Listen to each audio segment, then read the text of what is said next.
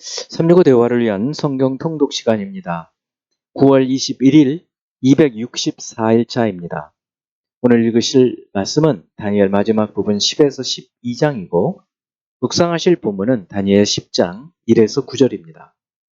말씀의 개요입니다. 다니엘은 하나님의 절대주권과 역사의 주제자이심에 대한 기록으로 후반부 7에서 12장은 다니엘이 받은 4가지 묵시에 대한 것인데 10에서 12장은 바사의 고레스 왕 3년인 주전 536년 히데겔 강가에서 3주 금식 기도할 때 받은 묵시로 인자와 가브리엘과 미가엘 천사가 종말 때까지의 역사에 대해 보여주는 묵시입니다. 10장 1에서 3절은 히데겔 강가에서 본 환상의 서론, 4에서 9절은 세마포 옷을 입은 사람의 모습을 보고 다니엘이 충격을 받은 것, 10에서 14절은 이 가브리엘이 다니엘에게 한 말입니다. 15, 16절은 인자와 같은 이가 다니엘의 입술을 만져 위로한 것과 다니엘의 대답, 17에서 21절은 사람의 모양 같은 가브리엘이 다시 격려해주는 말입니다. 12장 1, 2절은 가브리엘의 바사 왕국에 대한 예언, 3, 4절은 능력 있는 왕 알렉산더의 활동과 그의 나라의 분열에 대한 것이고 5, 6절은 남방 왕 톨레미와 북방 왕 셀루큐스 사이의 갈등과 결혼으로 동맹을 맺는 것과 남방 왕의 공주 베레니스에 대한 것, 7에서 9절은 다시 남왕조 톨레미 3세와 북왕조 셀루큐스 2세의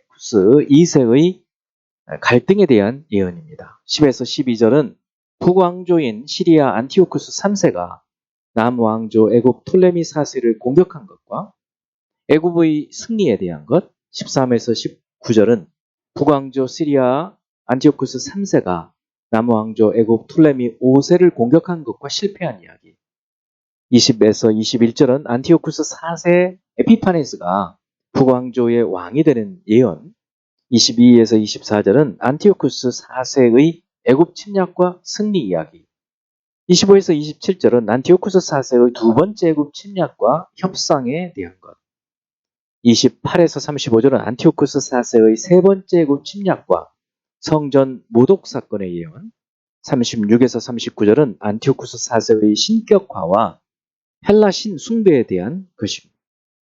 40에서 45절은 북방왕 안티오쿠스 4세와 남방왕 톨레미 6세 간의 전쟁과 북방왕의 승리와 죽음에 대한 것입니다. 12장은 고레스 3년에 히데겔 강가에서 본 환상의 연속으로 인류 역사의 종말 때에 있을 대환란과 부활과 심판과 구원에 대한 계시입니다. 1에서 4절은 마지막 대환란과 성도의 구원과 최고의 심판과 의인이 누릴 영원한 영광 예언입니다. 5에서 7절은 이 예언이 성취되는 때에 대해 두 천사가 세마포 옷을 입은 인자에게 질문하는 것과 그의 대답이고 8에서 12절은 다니엘이 모든 일의 결국에 대해 주님께 질문하고 주님이 답변하는 내용, 그리고 13절은 다니엘 개인에게 주는 약속입니다. 이제 예수 그리스도를 닮아가고자 하는 우리 목표를 향한 여행을 위해서 질문하고 대답하는 시간을 갖습니다. 첫 번째 10장 1절, 바사왕 고레스 제3년에 한 일이 벨드사살이라 이름한 다니엘에게 나타났는데 이 일이 참되니 곧 큰 전쟁에 관한 것이라. 다니엘이 그 일을 분명히 알았고 그 환상을 깨달으니라. 이 바사왕 고레스 제3년은 언제이고 그때 다니엘의 나이는 어느 정도 되었을까요? 또 큰 전쟁은 무엇을 의미할까요? 다니엘이 바벨론으로 온 해는 주전 605년이죠. 그 해로부터 왕실 교육을 받기 시작했고 왕궁에 이제 서서 직무를 할 만한 나이라면 이제 10대 후반이란 말이죠. 고레스 왕이 왕위에 오른 것은 주전 539년이고 다니엘이 묵시를 받은 때는 고레스 왕 3년이기 때문에 주전 536년경 되겠죠. 그러므로 바벨론으로 끌려올 때의 나이가 17세 정도라면 묵시를 받았을 때의 나이는 86세 정도가 됩니다. 큰 전쟁은 14절의 마지막 때에 내 백성이 당할 일, 오랜 후에 이 일을 의미하여 하나님과 사탄 사이에 일어나는 큰 전쟁을 의미하는 것으로 보여집니다. 두 번째, 10장 5, 6절. 그때에 내가 눈을 들어 바라본즉 한 사람이 세마포 옷을 입었고 허리에는 우바스 순금띠를 띠었더라. 또 그의 몸은 황옥 같고 그의 얼굴은 번갯빛 같고 그의 눈은 횃불 같고 그의 팔과 발은 빛난 놋과 같고 그의 말소리는 무리의 소리와 같더라. 이 세마포 옷을 입은 이 사람은 누구를 가리키고 이 성경에서 이분과 같은 모습이 어디에 나올까요? 자, 5, 6절에 세마포 옷을 입은 사람과 이후에 이제 10에서 14절의 존재는 다른 존재죠. 10에서 14절의 인물은 하나님으로부터 보내심을 받고 미가엘 천사의 도움을 받는 천사의 모습이죠. 그런데 5, 6절의 존재는 사도 요한이 반모섬에서 본 예수 그리스도와 유사합니다. 또 에스겔이 그발강가에서 본 하나님 보좌 환상과도 유사해요. 이런 점에서 볼 때 이번은 성육신 이전에 구약에 나타난 그리스도로 보여집니다.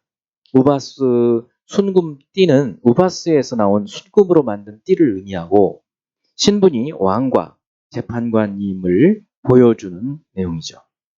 세 번째 11장 2절. 이제 내가 참된 것을 내게 보이리라. 보라, 바사에서 또 새 왕들이 일어날 것이요. 그 후에 넷째는 그들보다 심히 부요할 것이며 그가 그 부요함으로 강하여진 후에는 모든 사람을 충동하여 헬라 왕국을 칠 것이며 바사에서 또 새 왕들 바사에서 또 새 왕들이 일어난다. 넷째는 그들보다 심히 부요하고 모든 사람을 충동해서 헬라 왕국을 칠 것이다. 이 각각이 지칭하는 왕들은 누구를 가리킬까요? 여기 바사에서 또 새 왕들은 고레스 왕 이후 첫째 캄비세스, 둘째 스메리디스, 셋째 휘스타스페스. 이 휘스타스페스는 다리오 왕이라고도 하죠. 그리고 넷째는 크셀크세스, 아하수에로 왕. 우리가 잘 알고 있는 이 아하수에로 왕 말하죠. 이 넷째는 그들보다 심히 부요할 것이다. 그래서 모든 사람을 충동해서 헬라 왕국을 칠 것이다. 라는 말은 에스더 1장에 언급되는 이 잔치, 그리고 잔치 후에 진행된 페르시아 전쟁을 일으킨 아하수에로 왕에 대한 것이죠. 아하수에로 왕이 180일 동안 잔치를 벌린 이유는 페르시아 전쟁을 위해서 사람들을 모아놓고 격려하기 위해서 한 것이죠. 네 번째, 11장 3, 4절. 장차 한 능력 있는 왕이 일어나서 큰 권세로 다스리며 자기 마음대로 행하리라. 그러나 그가 강성할 때에 그의 나라가 갈라져 천하 사방에 나누길 것이나 그의 자손에게로 돌아가지도 아니할 것이요. 또 자기가 주장하던 권세대로도 되지 아니하리니 이는 그 나라가 뽑혀서 그 외의 다른 사람들에게로 돌아갈 것임이라. 여기 한 능력 있는 왕, 그 외의 다른 사람들은 각각 누구를 가리킬까요?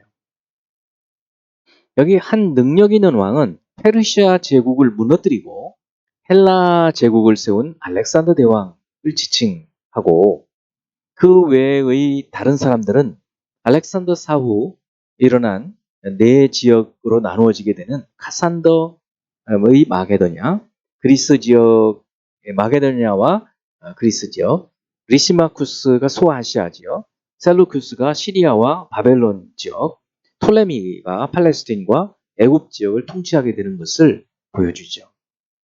다섯 번째 12장 1, 2절. 그때에 네 민족을 호위하는 큰 군주 미가엘이 일어날 것이요. 또 환란이 있으리니 이는 개국 이래로 그때까지 없던 환란일 것이며 그때에 네 백성 중 책에 기록된 모든 자가 구원을 받을 것이라. 땅의 티끌 가운데에서 자는 자 중에서 많은 사람이 깨어나 영생을 받는 자도 있고 수치를 당하여서 영원히 부끄러움을 당할 자도 있을 것이며. 자, 여기 큰 군주 미가엘, 개국 이래로 그때까지 없던 환란, 땅의 티끌 가운데에서 자는 자 중에 많은 사람이 깨어나는 것은 각각 무엇을 의미할까요? 큰 군주 미가엘은 10장 13절이나 21절에 언급된 천사장으로, 미가엘은 택함 받은 백성을 위해 싸우는 천사를 말합니다. 또 개국 이래로 그때까지 없던 환란은 예수께서 말씀하신 창세로부터 지금까지 이런 환란이 없었고 후에도 없으리라는 말씀, 그 예언과 함께 앞으로 오게 될 대환란을 말합니다. 땅의 티끌 가운데에서 자는 자 중에 많은 사람이 깨어나는 것은 첫째 부활을 하지 못한 모든 사람들이 무덤에서 부활하여 그리스도의 보좌 앞에서 심판을 받고 영생과 영벌의 심판을 받는 때를 말하고, 첫째 부활은 예수 그리스도를 믿음으로 중생해서 하나님의 자녀가 된 사람들을, 또 그 사실을 말하고, 이들은 둘째 사망과 관계가 없는 지금 예수를 믿는 우리와 예수님께서 오신, 성육신하여서 이 땅에 오신 이후의 성도들을 두고 말하는 것입니다. 이제 한 구절의 말씀을 묵상하며 교훈으로 삼고 기도하는 시간을 갖습니다. 12장 3절. 지혜 있는 자는 궁창의 빛과 같이 빛날 것이요 많은 사람을 옳은 대로 돌아오게 한 자는 별과 같이 영원토록 빛나리라. 참으로 하나님을 경외하고 예수 그리스도의 십자가 안에서 하나님을 믿음으로 참 지혜를 갖는 자는 궁창의 별과 같이, 빛과 같이 빛나게 되고, 또 많은 사람들을 그리스도께로, 옳은 대로 인도한 자는 별과 같이 빛나게 될 것이다 하는 이 말씀입니다. 이 말씀을 따라서 우리가 그리스도 안에서 살 뿐만 아니라 사람들을 주님의 구원으로 인도하는 자들이 되어야 할 줄로 믿습니다. 기도하겠습니다. 사랑하는 하나님 아버지, 다니엘의 이 깊은 예언의 말씀을 마음에 깊이 묵상하며 주님 오실 때까지 주께서 약속하신 것들을 붙들고 확신하며 살아가는 저희가 되게 하여 주시옵소서. 예수 그리스도 이름으로 기도합니다. 아멘.